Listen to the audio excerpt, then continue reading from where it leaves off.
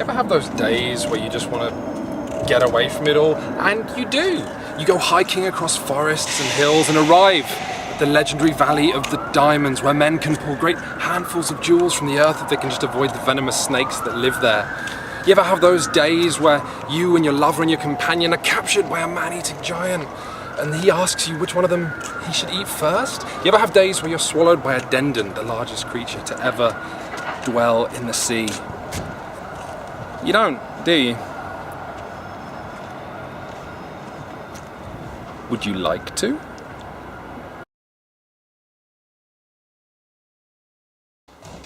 Tales of the Arabian Nights is a storytelling game of unparalleled luxury and ambition, and it belongs in absolutely everyone's gaming collection. So if you've spent enough money for the month, probably turn this video off right now. Players control the heroes of Arabian folklore, the freed slaves and canny merchants, the swashbuckling sailors, competing to have the best time travelling in an exotic world that's a mix of the real and the unreal. You can journey to India, Stonehenge, Baghdad, or the non-existent city of Pan, the fabulous lake of colours, the bizarre magnetic mountain.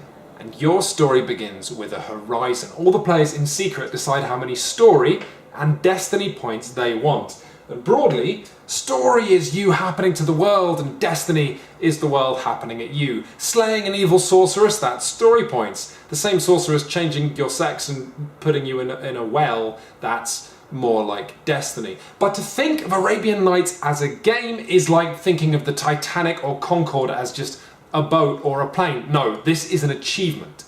And it is an experience, and I would love to tell you that Arabian Nights has less chance of you being marooned at sea or catching on fire, but I'd be lying. So instead, let's look at how your journey begins. To give you some initial direction, you'll have a quest. You're free to pick out whatever few skills you want, and you'll have a wealth rating of poor. But it could be worse, you could be a beggar, and might well end up one. So if you've ever wanted a board game that simulates the nauseating spectre of poverty, then you're in luck. Anyway, on your turn you'll move a number of spaces limited by your wealth, and then you'll draw an encounter card to show what you've found.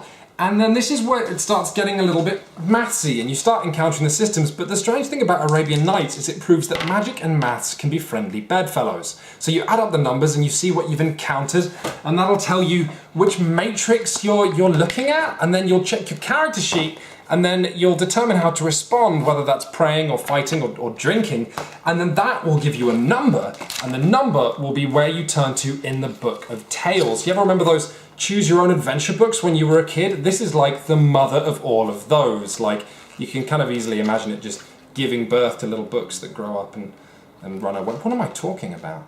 And that's it. Occasionally within your tale, Arabian Nights will give you another dilemma. It'll often ask whether you have a certain skill or an item, but basically the game can only be described as hands-on in the sense that you're clinging to the crash bars of a roller coaster, petrified of which way it's going to turn next. Now, we've been here before. We criticised Arkham Horror for being a game where you just go around a board and stuff happens at you and you're not really in control. We criticised Talisman and Relic for the same reason, and Arabian Nights is nothing if not a game where you journey around and stuff happens at you. But there's a difference. This game is a masterpiece of stuff happening at you. When it's your turn in Arabian Nights, it's the players to the left and right of you that control the matrices and the Book of Tales. And that's great. Rather than waiting for their turn, they're involved in yours. And this leads to my favourite thing in Arabian Nights, when the player narrating your story bursts out laughing because they've just skimmed ahead with their eyes to the next paragraph and seen that you get The importance of Arabian Nights letting you choose how to react to anything cannot be understated. Let's say you encounter a lion and you choose to attack it and you get screwed. Well, okay, obviously you chose to attack it, you should have prayed. Let's say though you choose to pray and you got screwed. Well, of course you got screwed, you should have attacked it. Do you see? There's just no room for frustration because everything in the end is kind of your fault. This book is so absurdly large that trying to drain the game of its sense of wonder by playing it is like trying to drain a milkshake with your finger. There's just so much to find. Your love has disappeared while travelling near the dreaded magnetic mountain. You find her pinned to the mountainside. You cannot approach, or you may become trapped yourself. After that insult, you have no choice but to challenge your rival to a duel to the death. The brigands encircle you, scimitars drawn, teeth bared, eyes afire. One steps forward, points his blade at you and says, "Give me one good reason I should spare your life." You suggest great hunts to reduce the ape population. There is so much treasure here, you couldn't possibly carry it on your own. The first time me and my friends played Arabian Nights, we were loosely playing a crafty sailor, a warrior prince, and a mad prophet, travelling across all corners of the board, and by my estimation, after 3 hours, we got through 1.7% of this book. That's bananas! In fact, this book is so big that if you blew it up to the size of the Eiffel Tower and placed it next to a similarly sized reference pair, it would be taller than the Hindenburg.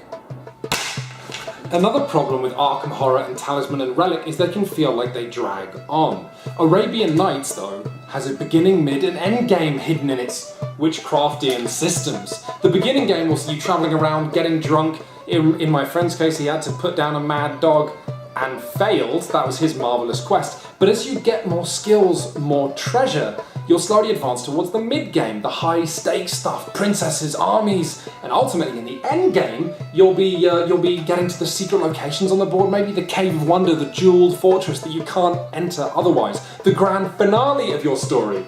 And part of that story will be hidden in your own character as you amass those status cards. Massively helping with the feeling that you're telling your own story are status cards, which, aside from being interesting, actually change the rules of the game you're playing, and there are tons of them. Look at this!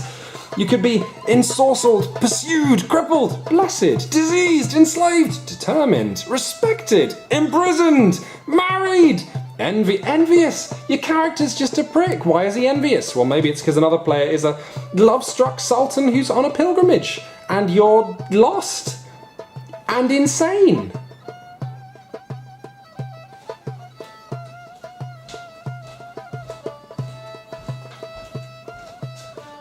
I went back and forth on this one because originally my script said that point number 4 is that the book is really well written, and I went, no, there's something inside that, and I thought about it, and no, point number 4 is there's loads of failures in the game, and that's really entertaining and thrilling for everyone. And then I thought about that, and I just realised the game's really funny. And board games are about having fun, and this game's just funny. Do you want to, when you finally encounter an imprisoned princess, do you want to select rob and see what happens? It's just funny. Or what me and my friends like to do is, whenever enter is an option, we always select it. If that's a palace, you enter it. If it's an island, yeah. If it's a lion, enter it. See what happens. It's just funny. It's really funny. Here at Shut Up and Sit Down, we talk a lot about what nice things board games are to own, okay? These objects, they're more than just bits of cardstock and plastic. They are ideas, they are wonderful things to collect. They're individual humans' visions. And I don't say this lightly, but Arabian Nights is honestly the most magical game I have ever played. For a very simple reason. I usually imagine the kind of minds that create the board games I'm playing, okay? Whether that's some dribbling mentat who eats and breathes numbers and this is their spawn, whether they're some laughing bacchanalian demigod who's telling you their private joke, or whether they're a creepy Skeksis intent on undoing all the good work in youth culture we're trying to bring to board games. Anyway, Arabian Nights doesn't feel like it could have been made by one person for the first time. It feels bigger, grander than that, and there's a very simple reason. The first edition back in the 80s was one person's dream, and that had 1,000 tales. This third edition has another 1,000 tales. It's absurdly vast. About the only way it could be better is if it had all of that sexy stuff that I've heard is in the original 1001 Nights. Hello? Hi, Brendan. Hello? Hey, you've read Arabian Nights, right? Do you think you could tell me about some of the sexy stuff that happens in it? Oh yeah, there's tons of sexy stuff that happens. Cool. The ladies who are going out with the Sultan keep having sex with everybody else apart from the Sultan. Oh. He keeps killing all the ladies, right? But then, and then the women, I don't know why, but they start flailing these dogs, like these 3 dogs, and they start crying while they're flailing these dogs. That's real. Basically, there's a penis gets chopped off in one of these stories, and I don't think that was supposed to be sexy. But it was really scary as well. Oh, okay. That doesn't sound very nice. It's really good. I should read the book again, actually. Anyway, there you have it. Arabian Nights is a must-buy for us. The components are gorgeous. It's different every time you play. It's great for families. It's simple. It's just marvellous. But if you really don't fancy spending £50, there is one last escape, one last bathroom window for you to crawl out of, and that is if you and your friends play games to best each other. If you want to master these systems, if you have something to prove, that directionlessness, the unfairness of Arabian Nights might just frustrate you. And certainly there's stuff to be frustrated about. A couple of really overpowered cards are love. Having kids spikes your story point upwards. There's also crippled.